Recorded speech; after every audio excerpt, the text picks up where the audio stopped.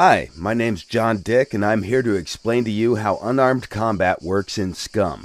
Without further ado, let's get started. The unarmed combat in brawling has 4 different skill levels of expertise that the players can reach, starting from no skill level up to advanced skill level.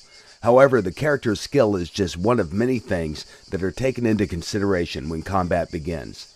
The other important factors are the player's ability to control his character during the combat and the physical condition of his character. Now that you know the basics, let's take a look at how the combat system works in other modern survival games.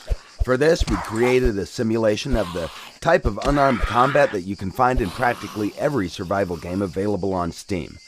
From what you can see here, the character is constrained at the hip, but you can tilt their upper body and throw random punches toward your opponent. The camera is locked behind the character. It doesn't provide the player with a good overview of the situation, and most of the time it's really hard to tell where the punch will land. Obviously, this is a very basic implementation, and we could have done it the same in SCUM, but we wanted to make something different. So, what exactly did we do in SCUM to make things better? First, we wanted to find out the best way to fit martial arts in SCUM's gameplay mechanics, and we quickly realized that the angle of the camera has to be changed. The free camera view not only provides players with a better overview of the situation, it also helps when you have to engage multiple opponents at the same time. The game also provides a first-person perspective camera for the combat mode, and everything works well there too. Once you enter combat, you'll be able to perform different moves and attacks. For example, you can try to circle around your opponent and control the fight from a distance. During the combat, you can defend yourself or attack. From defensive moves, you can use block or dodge, and from the attacks, you can choose kicks, punches, and combo moves. A dodge is used when you want to outmaneuver your opponent and then strike back in a counterattack with a different combination of punches and kicks. With the left mouse button, you can perform punches. With the right mouse button, you can do kicks. Combos are performed by pressing a combination of keys, followed by left or right mouse button, depending on whether you want a punching or kicking combo. The skill level of your character will define types of moves your character will use during the combat. So, for example, he might do a simple jab or a cross. Or, if he's more skillful, then he can step in, close the distance, and use a more powerful punch.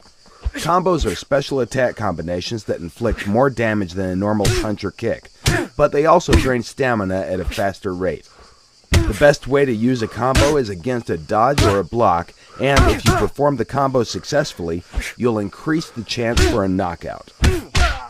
Along with the skill level, the character's attributes will also influence the outcome of the fight. Strength, constitution, and dexterity are attributes that the player chooses during the character creation process. But once the game starts, these parameters will gradually change depending on the character's diet, metabolism level, actions players take, and overall health status of the character. That will, of course, be reflected on the character's speed, endurance, and strength during the battle. With proper diet and workout, it's possible to boost all these attributes to their maximum values.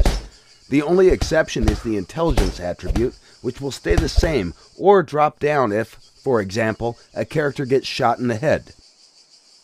In the current presentation, you can see different skill levels and how they will be represented in the game. Our plan is to make different sets of animations for each skill level to allow players to visually recognize the skill levels of their foes. This is still a work in progress, and it will not be included in the early access version of the game. Everything that your character carries in the game will have an impact on how you will perform in the combat. Heavy gear will make your moves slow and sluggish, and it will drain your stamina more quickly. It's recommended that you drop excessive weight before you enter a fight. The combat skill can be effectively used against other players, NPCs, and it can be used against animals too. Although we do not recommend you attack bigger and more dangerous animals unless, of course, you're sure that you can beat them or outrun them.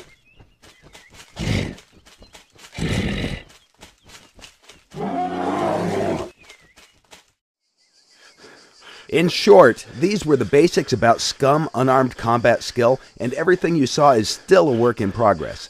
We aim for further optimization of the combat process to make it more fluid and enjoyable.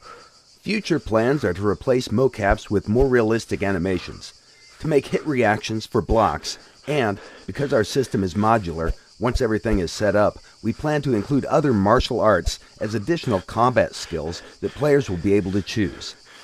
We hope you have enjoyed this presentation, and if you want to find out more about SCUM, be sure to follow us on Facebook, Twitter, or our dev blog on scumgame.com.